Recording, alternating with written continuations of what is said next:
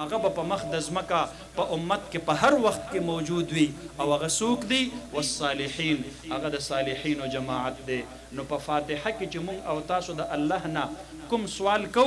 هغه سوال د هغې عملی وجود دا تاسو وګورئ په دنیا کې د صالحینو جماعت څوک دی هغه موازنه تاسو کولی شئ تاسو له الله سر سترګې درکړي دي عقل او فکر الله درکړی دی دې کې د شخصیاتو د اتباع الله رب العالمین د انقلابی تحریک کارکنانو ته دویم څیز ښایي چې د نظریې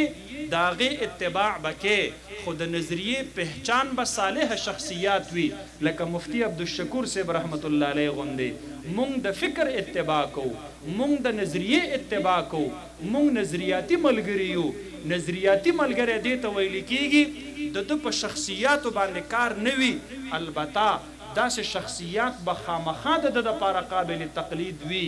او قابل مثال به د ده دپاره وي لکه مفتی عبدالشکور صاحب رحمت الله علیه خو د هغې نه وروستو چې دا دوه خبرې تا ته مخې ته ذکر شولې د نظریې به اتباع کې او د شخصیت هغه به ستا دپاره معیار وي دریم څیز تا ته الله رب العالمین ښایي غیر المغضوب علیهم ولا الضالین نظم و ضبط به جاري ساتې نو ته به په یو تنظیم کې او په یو نظم کې به ته موجود یې نو هغه نظم کې چې کوم خلق دی هغه ستا د جماعت خپل خلق دی او د هغې نظم چې کوم مخالف خلق دی نو هغه ستا د فکر سره تصادم لري هغه ستا د سوچ او د نظریې سره تصادم لري ستا په شخصیت باندې د هغې هېڅ کار نشته دی د دې وجې نه مونږ وایو چې یو سړی دی په ظاهره باندې د هغه عمل صالح نه ښکارېږي خو هغه د شیخ الهند فکر قبول کړی دی دا ماته د هغې پیر فقیر نه ډیر زیات بهتر دی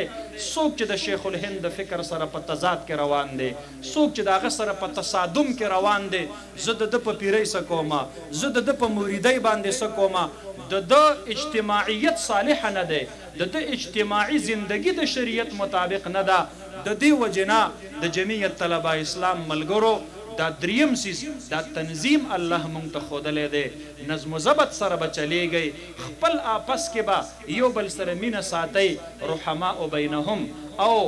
د خپلو مقابلو سره او د خپل نظریاتي مخالفینو سره اشداء علی الکفار د هغې په باره کې به ډېر سخت یی دا سختوالی په څه شیز کې دی رونو دا سختوالی په الیک سلیک کې نه دی ښه دا سختوالی په ناسته پاسته کې نه دی ښه دا سختوالی د هغې په فکر قبلولو کې دی د هغې فکر به نه قبلوئ د هغې نظریه به نه قبلوئ د هغې سوچ به نه قبلوئ نن د ټولې دنیا زمونږ سره دشمني هغه د سوچ ده د نظریې ده د فکر ده ځکه چې زه په اسلام کې زه په دنیا کې توحید غواړم هغې ایتیزم او دهریت خورئ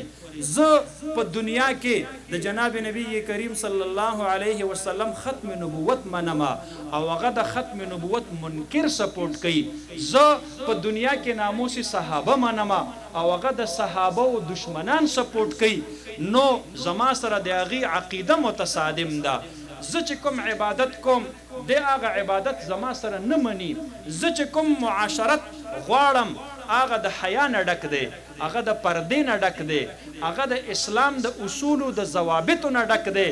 دې څه غواړي د نکاح فری سوسایټي غواړي دې څه غواړي د فحاشي غواړي د بربنډتوب غواړي د کنجرتوب غواړي زما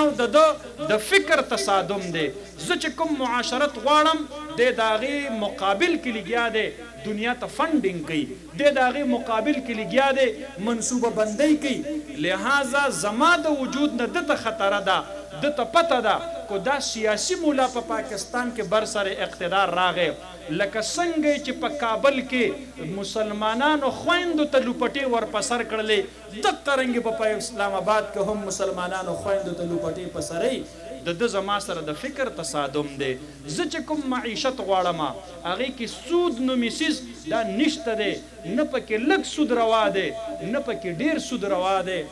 زمونږ بعضې وروڼه هغه وایي وایي د پی ډي ایم د موجوده حکومت سود 21% ته او 22% ته ور ورساو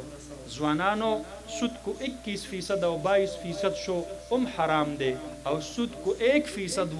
و حرام دی خدا د 1 نروالی تر 21% پورې چا رسولی دی جمعیت علما تر اوسه پورې دلته په پاکستان کې وزیر اعظم نه دی راغلی صدر مملکت یې نه دی راغلی د پاکستان د قوم نه خو ګیله مونږ کوو چې ته ماته د لسو